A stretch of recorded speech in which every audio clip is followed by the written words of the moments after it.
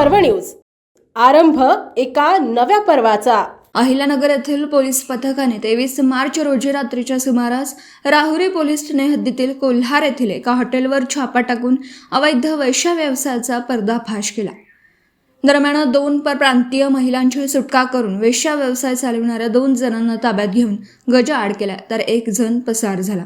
Rahuri police Thane हद्दीतील कोल्हार गावच्या शिवारात असलेल्या हॉटेल न्यू प्रसाद येथे वेश्या व्यवसाय सुरू असल्याचं खबर पोलीस पथकाला लागली होती। त्यानुसार अहिल्यानगर येथील पोलीस निरीक्षक हमीद शेख, सहाय्यक फौजदार शकील अहमद शेख, महिला पोलीस कर्मचारी अर्चना काळे, अनिता पवार, छाया राधवन, शीतल माळी, रजनी भिंगारदिवे तसेच चालक सोन्या बापू काळे आदी पोलीस पथकाने 23 मार्च रोजी रात्री 9 वाजेच्या सुमारास हॉटेल न्यू प्रसाद येथे छापा टाकला। तेथे वेश्या व्यवसाय सुरू असल्याची खात्री झाल्यानंतर पोलीस पथकाने हॉटेलची झडती घेतली। त्या ठिकाणी 2 परप्रांतीय महिला आढळून आल्या।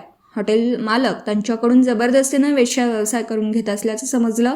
कारवाई करताना 2 महिला व हॉटेल मालकाचा मुलगा पसार झाला। पोलीस पथकाने 2 परप्रांतीय महिलांची सुटका केली। तसेच वेश्या व्यवसाय चालविणारा हॉटेलचा मालक वसंत रघुनाथ लोंढे वय वर्ष 60, हॉटेल मॅनेजर प्रसाद वसंत लोंढे, दोघे राहणार कोल्हार तालुका राहुरी, तसेच दलालीचे काम करणारा हरीश विनायक जाधव वय वर्ष 55 राहणार डांग सैंदानी तालुका सटाणा जिल्हा नाशिक या तिघांवर राहुरी पोलीस ठाण्यात महिला पोलीस कर्मचारी अर्चना रामभाऊ काळे यांच्या फिर्यादीवरून गुन्हा रजिस्टर नंबर 263/2026 स्त्रिया व मुली अनैतिक व्यापार प्रतिबंध अधिनियम 1956 चे कलम 3, 4, 5, 7, 8 प्रमाणे गुन्हा दाखल करण्यात आला।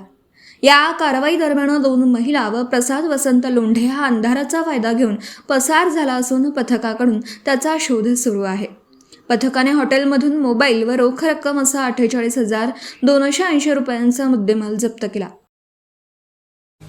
पुणे शहरातील आणि जिल्ह्यातील महत्त्वाच्या आणि ताज्या बातम्या पाहण्यासाठी आजच आमच्या आरंभ पर्व न्यूज चॅनलला YouTube वर सबस्क्राइब करा आणि बेल आयकॉन प्रेस करा।